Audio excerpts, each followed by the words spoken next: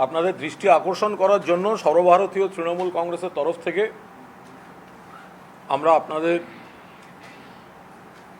সামনে এসেছি। আমাদের সঙ্গে রয়েছেন আমাদের বর্ষীয়ান নেতা তাপস রায়, রাজ্য কমিটির অন্যতম সহসভাপতি। একটি অত্যন্ত গুরুত্বপূর্ণ বিষয়, সেটি হচ্ছে যে বিষয়ে আমরা দেখেছি ইস্যুটি সকলের কাছে পরিচিত এবং পরবর্তীকালে আমরা দেখেছি যে তৃণমূল কংগ্রেস থেকে সাংসদ, বিধায়ক, মন্ত্রী ইত্যাদি সমস্ত বিভিন্ন ধরনের পদ নেওয়ার পর বিজেপিতে হঠাৎ গিয়ে তৃণমূলের বিরুদ্ধে ব্যক্তিগত কুৎসা, বিষোদ্গার, বিভিন্ন ধরনের কাজ এমন এক ব্যক্তি করে যাচ্ছেন যার বিরুদ্ধে বিভিন্ন ধরনের অভিযোগ ক্রমশ আরও সামনে আসছে এবং সেই অভিযোগগুলিতে নিশ্চয়ই সত্যতা আছে, কারণ সিবিআই ইডির তদন্ত থেকে বাঁচতেই তিনি তৃণমূল কংগ্রেস ছেড়ে ভারতীয় জনতা পার্টির খাতায় নাম লিখিয়ে সেখানে তৃণমূলের নামে কুৎসা করতে তিনি নাম লিখিয়েছেন। রোজ বড় বড় কথা বলে যান, জনগণ থেকে বিচ্ছিন্ন।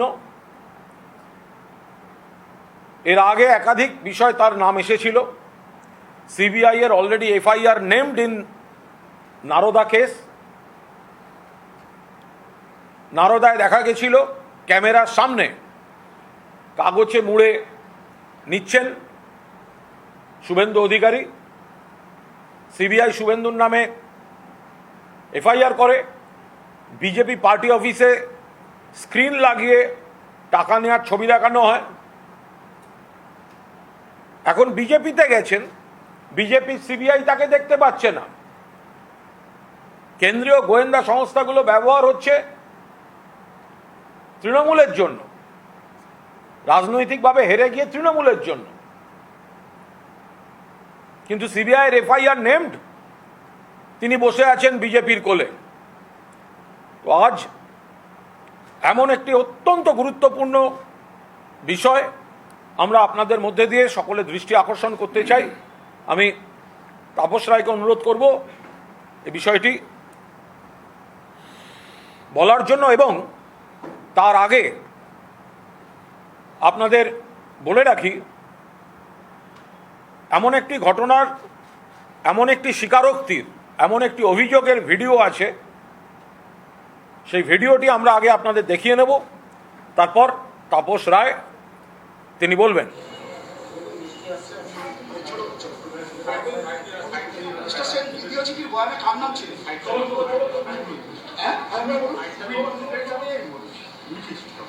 কতবার টাকা নিয়েছে?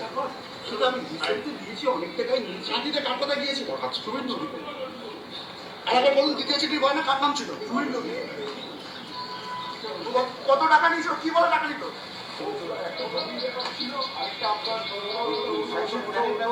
ব্ল্যাকমেল করতো? ব্ল্যাকমেল করতো? হ্যাঁ। আপনি যে দ্বিতীয় চিঠি দিয়েছিলেন শুভেন্দু অধিকারী, শুভেন্দু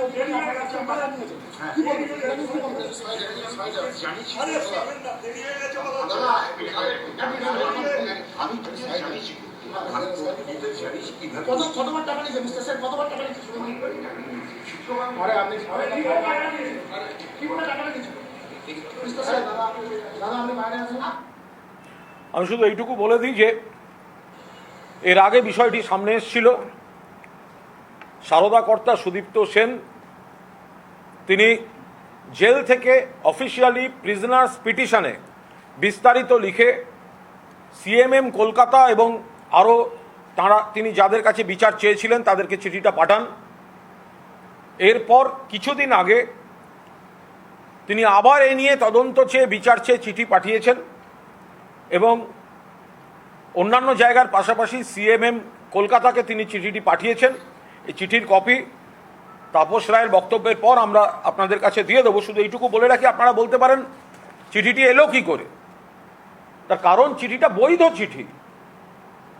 সুদীপ্ত সেন একজন বন্দী, প্রেসিডেন্সি জেল থেকে প্রিজনার্স পিটিশনের মাধ্যমে তিনি কোর্টে পাঠিয়েছেন এবং কোর্ট থেকে সার্টিফাইড কপি তোলা হয়েছে। অর্থাৎ এরম নয় যে সুদীপ্ত সেন বা অন্য কোনো সূত্র থেকে আমরা পেয়েছি, না তা নয়।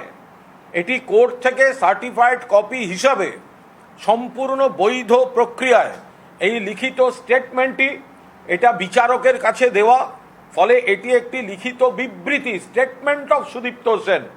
তো এই যে দ্বিতীয় চিঠিটি গেছিল তার উপরই দাঁড়িয়ে সুদীপ্ত সেন আজকের বক্তব্য রেখেছেন। আজকের এই ঘটনার পরে সিবিআই যদি সংস্থা হিসাবে নিরপেক্ষ এই দাবি করে, তাহলে অনতি বিলম্বে শুভেন্দু অধিকারীকে কাস্টডিতে নেওয়া উচিত, অ্যারেস্ট করা উচিত। Prisoners petition of Sudipta Sen, যেটা এতক্ষণ কুণাল আপনাদের বললেন, এবং সেটা যে সার্টিফাইড কপি প্রয়োজন হলে আপনাদেরকে দেব আমরা, সেটা 18/6 লেখা সুদীপ্ত সেনের। এই 18/6/22 এবং 20/6/22 সেটা কপিটাকে রেডি হয়েছে ফর ডেলিভারি, মানে এই যে আমরা পেয়েছি। না না, এটা হ্যাঁ ঠিকই তোলা আছে, হয়েছে। হ্যাঁ ঠিকই বলেছে। এবার প্রশ্ন হলো, ধর ধর ওই চোর ওই চোর, চোরের মার বড় গলা। প্রতিদিন তিনি সারদার সুদীপ্ত সেনকে ব্ল্যাকমেল করেছেন, কাঁথিতে নিয়ে গেছেন, ছত্রে ছত্রে তার নাম লেখা এবং টাকার অ্যামাউন্ট লেখা। একবার নয়, দুবার নয়, তিনবার নয়, চারবার নয়, বারবার, বহুবার। এবং 13 সালের এপ্রিল মাসের এই ঘটনা, 14 সাল, সেই 14 সাল থেকেই বিজেপির সঙ্গে ওর আঁতাত শুভেন্দুর, এবং এই 14 সালই ওর ব্যাপারে প্রথম লিখিত স্টেটমেন্ট দিয়েছিলেন সুদীপ্ত সেন শুভেন্দু অধিকারীর বিরুদ্ধে। পরে দ্বিতীয় চিঠি বা রিটেন স্টেটমেন্ট 18/6, এবং আজকে তিনি প্রেসের সামনে বারবার ব্ল্যাকমেলের কথা বলেছেন, টাকা নেওয়ার কথা বলেছেন, কাঁথি নিয়ে যাওয়ার কথা বলেছেন। এরপরে একদিনও তার তদন্তের স্বার্থে সিবিআইয়ের একদিনও তার বাইরে থাকার, কাস্টডিতে না থেকে বাইরে থাকার কোনো অধিকার নেই। এখনো পর্যন্ত তাকে গ্রেপ্তার করা হয়নি কেন? এটা আমাদের জিজ্ঞাস্য, এবং এটা আজকের এই প্রেস কনফারেন্সের মাধ্যমে আপনাদের সকলের মাধ্যমে যারা যারা কনসার্ন এ বিষয়, তাদের সকলের জ্ঞাতার্থে আমরা এটা জানাচ্ছি। দেখুন, শুভেন্দু অধিকারীর নাম তখন থেকেই সামনে ছিল। যারা সংবাদ মাধ্যমের সঙ্গে ওতপ্রোতভাবে জড়িত এবং সাধারণ মানুষ, তারা প্রত্যেকে জানেন। এর আগে যখন সুদীপ্ত সেন চিঠিটা দিয়েছিলেন, এবং সেটিও কোর্ট থেকে আমরা সার্টিফাইড কপি তুলি, পরিষ্কারভাবে লেখা ছিল কার মাধ্যমে যোগাযোগ, কিভাবে যোগাযোগ, কত টাকা দিয়েছেন, ব্ল্যাকমেল করা হয়েছে তাকে কতবার, কত দফায়। এবং সেখানেও সেই জায়গায় দাঁড়িয়ে এবারের এই যে চিঠিটি, সেই চিঠিতে বলা হচ্ছে, সুদীপ্ত সেন সেখানে বলছেন, দেখুন সারদা একটা বড় কেলেঙ্কারি, বহু মানুষ অসুবিধায়, বহু মানুষের সংকট, বহু কর্মীর সংকট, কিন্তু সেটাকে ঘুরিয়ে দু একজনের কাঁধে বন্দুক রেখে কুৎসার অভিমুখ ঘুরিয়ে দিয়ে যদি এই শুভেন্দুর মতো লোকেরা বিজেপির কোলে বসে দোল খায়, একটা চোর, একটা ব্ল্যাকমেলার। পরিষ্কার বলছেন যিনি অভিযুক্ত সারদা কর্তা, তিনি তার লিখিত স্টেটমেন্টে বলছেন, কখনো বলছেন ক্যাশে টাকা দিয়েছেন, তার বারবার বলছেন যে আমাকে ওখানে ইনভেস্ট করাতে নিয়ে গিয়ে 50 লাখ টাকা একটা বাড়ি দেখিয়ে প্ল্যান করে দেবো বলে ড্রাফটে নেওয়া হয়েছে। আরে ড্রাফট মানে তো সেটার প্রমাণ রয়েছে। তার সঙ্গে এতগুলি টাকা ক্যাশ নাম দিয়ে দিয়েছেন, রাখাল থেকে শুরু করে কারা তাকে নিয়ে গিয়েছে। বলছেন সেবি দেখে দেবো বলে টাকা নেওয়া হয়েছে, সেবি সামলে দেবো বলে টাকা দেওয়া হয়েছে। আরো নানা বিপদে পড়লে দেখে দেবো বলে টাকা নেওয়া হয়েছে। এরা আজকে বড় বড় কথা বলছে। কেন শুভেন্দু অধিকারী গ্রেপ্তার হবে না? কেন শুভেন্দু অধিকারী গ্রেপ্তার হবে না? সে আজ ঘুরে ঘুরে বিজেপির দরজায় বাঁধা কুকুরের মতো ঘেউ ঘেউ করছে শুধুমাত্র নিজেকে বাঁচাতে। শুভেন্দু সব থেকে ভালো জানে এই অভিযোগগুলো ঠিক। সুদীপ্ত সেন এও লিখেছিলেন আগের চিঠিটায়, সুদীপ্ত সেন যখন রহস্যজনকভাবে উধাও হয়ে গেলেন তার আগে শুভেন্দু গেছিল তার কাছে, শুভেন্দু দেখা করেছে তার সঙ্গে, এবং শুভেন্দু জানে বলে বিজেপিতে গেছে। শুভেন্দু সিবিআই থেকে বাঁচতে বিজেপিতে গেছে, শুভেন্দু ইডি থেকে বাঁচতে বিজেপিতে গেছে। আপনি দেখুন নারদায় কি হয়েছিল?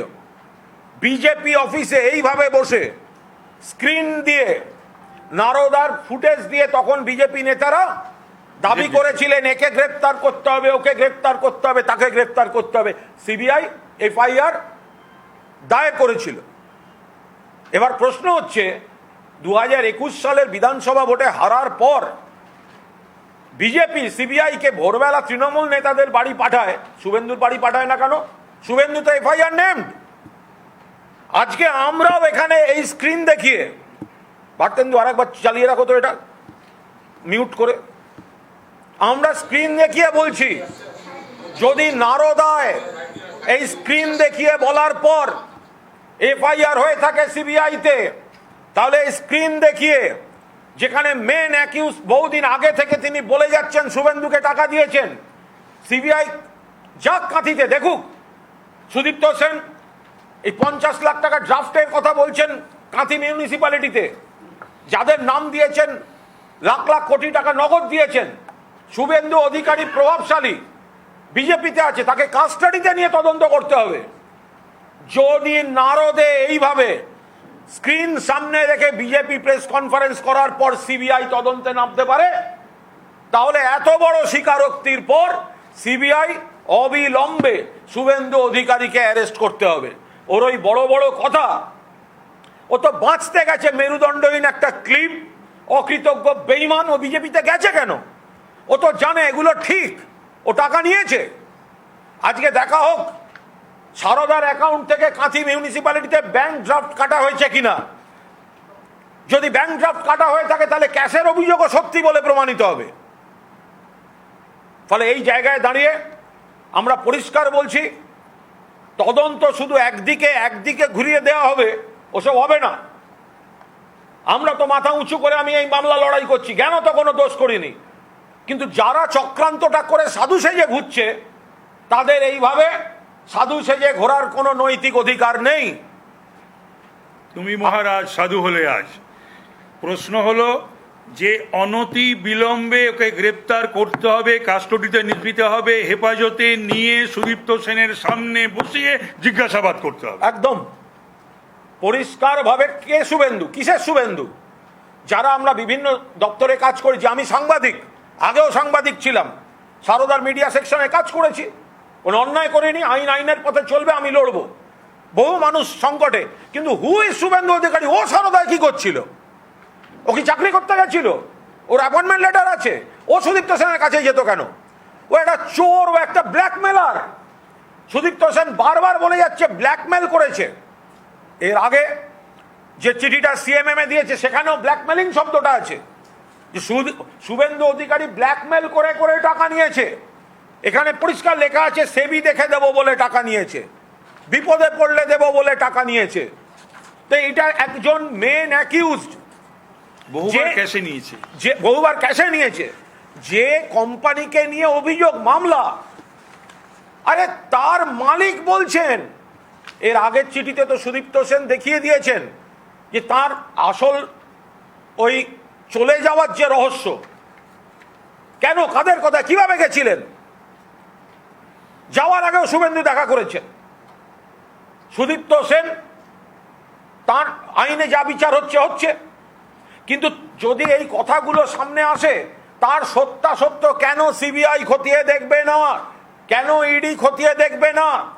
সিবিআই আর ইডির প্রোটেকশন নিয়ে, আর এই জগদীপ ধনখড় রাজ্যপাল একটা এফআইআর নেমড চোর ব্ল্যাকমেলার শুভেন্দু অধিকারী, তাকে কিসের জন্য রাজনৈতিক মদত দিচ্ছেন, সেটা কিছুর বিনিময় দিচ্ছেন কিনা তারও তদন্ত হওয়া দরকার। রাজ্যপাল পদকে সম্মান করি, রাজ্যপাল পদ গরিমার পদ, গর্বের পদ, কিন্তু এই বিজেপির দালাল জগদীপ ধনখড় কিসের বিনিময়ে শুভেন্দুকে রাজনৈতিক প্রোটেকশন দিচ্ছে এরও তদন্ত হওয়া উচিত।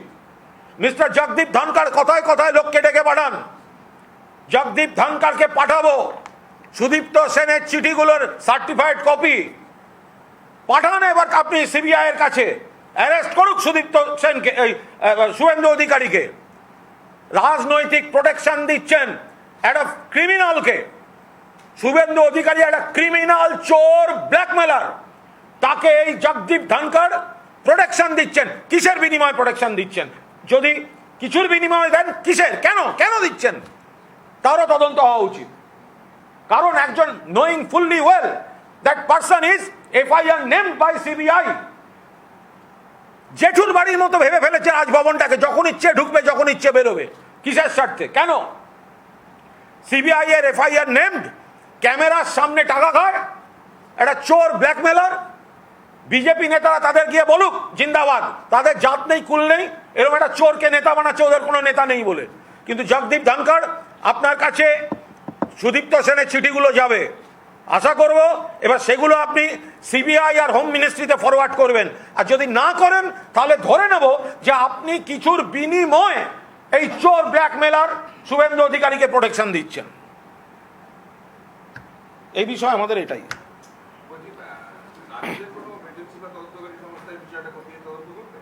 যেহেতু 2014 সালে সুপ্রিম কোর্টের রায়ের পর মে মাস থেকে তদন্তের দায়িত্বে রয়েছে সিবিআই, সেই জন্যেই 2014 থেকে শুভেন্দু অধিকারী অশোক রোডের বিজেপি অফিসে গিয়ে চুপি চুপি অমিত শাহর পায়ে হাত দিয়ে প্রণাম করে তখন থেকে আমায় বাঁচাও বলে গোপন আতাত তৈরি করেছে। ফলে রাজ্যের কোনো এজেন্সি এই মুহূর্তে এটা তদন্ত করতে পারবে না, এটা সিবিআই এর হাতেই থাকবে।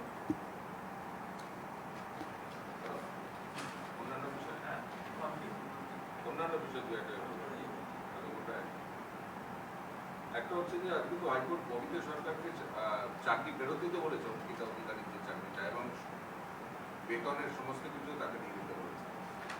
এটা তো লাইন বেঁধে দিয়ে এটা সম্পূর্ণ আদালতের ব্যাপার, বিচারাধীন ব্যাপার, কোর্টের রায়। ফলে এ বিষয়ে রাজনৈতিক দলের মঞ্চ থেকে এই মুহূর্তে কোনো বক্তব্য রাখার অবকাশ আছে বলে আমার মনে হয় না।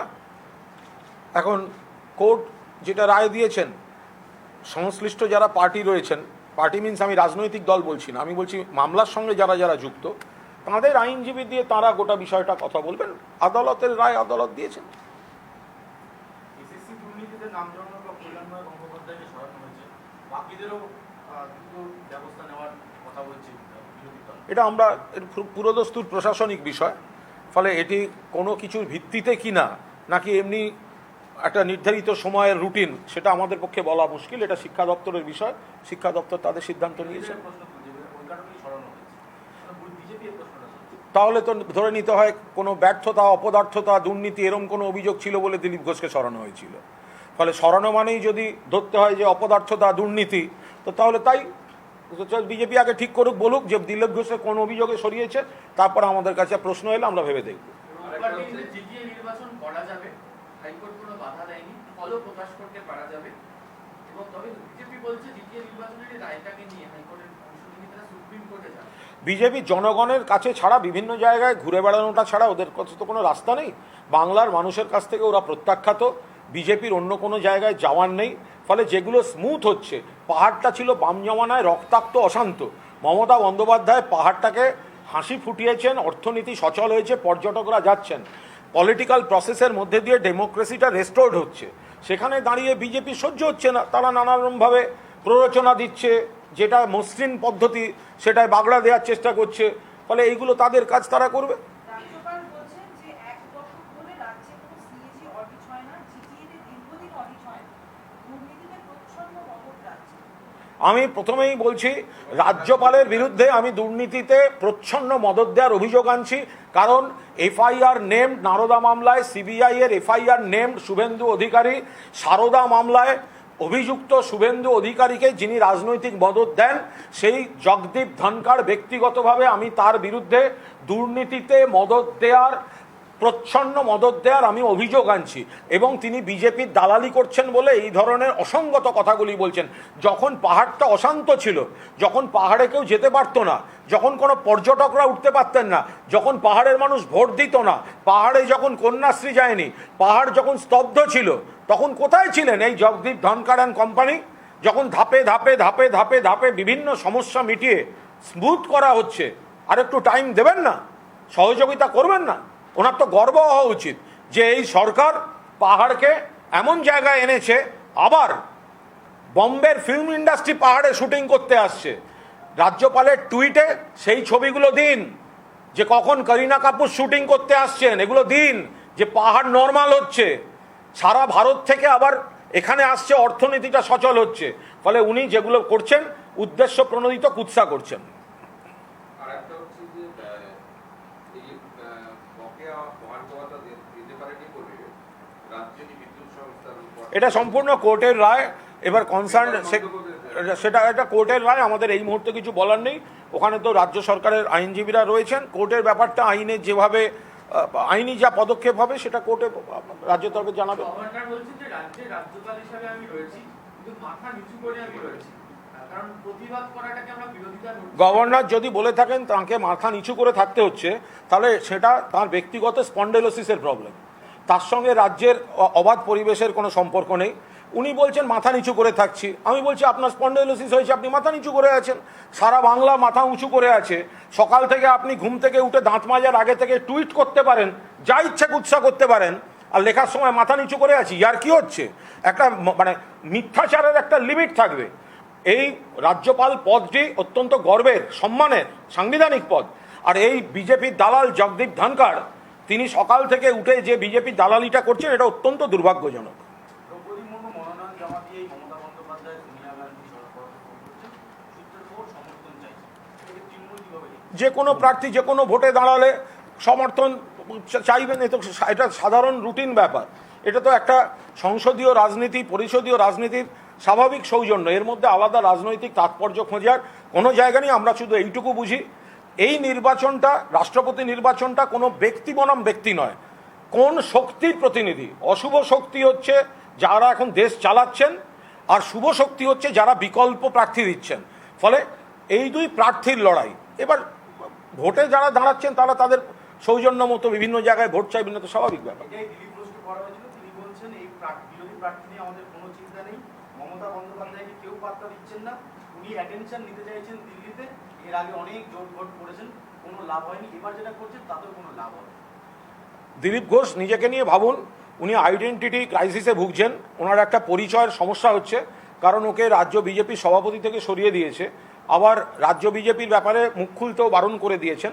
এবং চোখের উপর দিলীপ ঘোষরা দেখতে পাচ্ছেন যে সর্বভারতীয় ক্ষেত্রে মমতা বন্দ্যোপাধ্যায় এবং তৃণমূল কংগ্রেস কতখানি গুরুত্বপূর্ণ জায়গায় গেছেন, যে এনডিএর যিনি প্রার্থী হচ্ছেন তো হচ্ছেন, কিন্তু তৃণমূল কংগ্রেসের সর্বভারতীয় সহসভাপতি তাকে কিন্তু বিকল্প শক্তি, রাষ্ট্রপতির বিকল্প প্রার্থী হিসেবে গ্রহণ করেছেন, এবং সর্বসম্মত বিরোধী প্রার্থী হয়েছেন যশবন্ত সিনহা।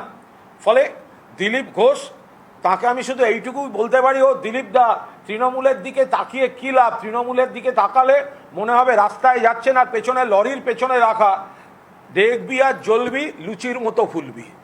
বলছি আজকে আসানসোল কোর্টে সিবিআই সাইকেলের কলটিস প্রডিউস করেছে এবং তাতে বলছে দাবি করছে যে রামুলের সঙ্গে কথা বলেছে। কেন কারুর যদি হাতে ফোন থাকে, কে কার সঙ্গে কথা বলেছে সম্পূর্ণ তার ব্যাপার। এখন কি বিষয়ে কথা হচ্ছে, ব্যক্তিগত সম্পর্কে কথা হচ্ছে না অন্য বিষয়ে কথা হচ্ছে, এগুলো আমরা কেউই জানি না। ফলে এই ধরনের আজকাল ফোন থাকা না থাকা, কার গলা, কি বিষয়ে কথা, এগুলি না জেনে তদন্ত চলাকালীন কোনো মন্তব্য করব না। 2002 গুজরাট দাঙ্গা মামলার আজকে দুটিকে ক্লিন চিট দেওয়া হয়েছে, কিন্তু তিনি আবেদন করেছিলেন জাকিয়া জাফরি, তিনি সিটের সদস্যদের যোগ্যতা নিয়ে সে সময় প্রশ্ন তুলেছিলেন। সুপ্রিম কোর্ট বলছে যে সিটের সদস্যরা জটিল অপরাধে তদন্ত করতে সক্ষম।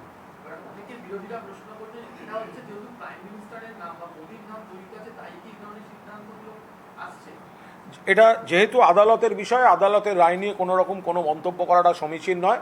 আমি শুধু এইটুকু বলবো যে ভারতবর্ষের সাম্প্রতিক ইতিহাসের সবথেকে জঘন্যতম যে গণহত্যার কারবারটা গুজরাটে ঘটেছে, সেটির সময় যিনি মুখ্যমন্ত্রী ছিলেন তার নাম নরেন্দ্র মোদী, এবং খুব স্বাভাবিকভাবেই মুখ্যমন্ত্রী যখন ওই দায়িত্বে ছিলেন, যখন অযোধ্যায় বাবরি মসজিদ ধ্বংস হয়েছিল, তখন কিন্তু মুখ্যমন্ত্রী ছিলেন কল্যাণ সিং, তাকে ইস্তফা দিতে হয়েছিল, প্রসিডিংসের মুখোমুখি হতে হয়েছে।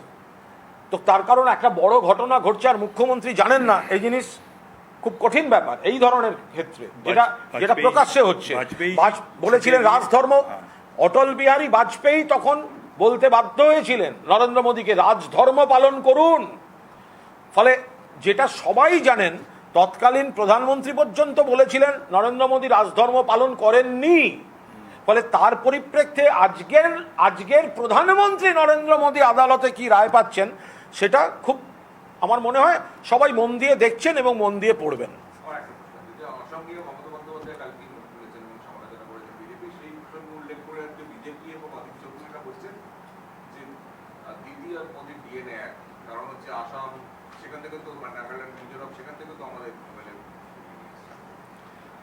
শুনুন, এটা সম্পূর্ণ, এই প্রসঙ্গটা তাপসদা বলেনি, আমি বলছি, তাপসদা বলবেন, এটা সম্পূর্ণভাবে মিথ্যাচার।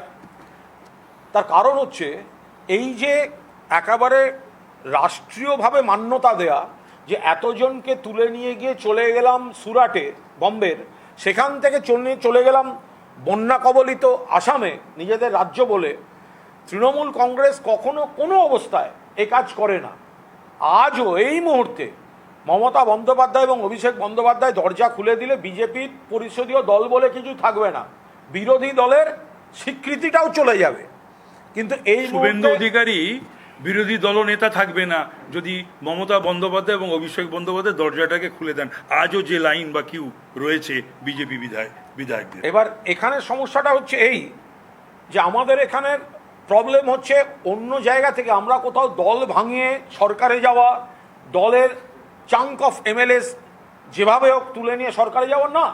যেখানে কোনো দল ফেল করেছে, তাদের নীতিগত সমস্যা হচ্ছে, সেখানকার কোনো ব্যক্তি, সেখানকার কোনো জনপ্রতিনিধি যদি বিকল্প মঞ্চ হিসেবে তৃণমূলে আসতে চান, ওয়েলকাম।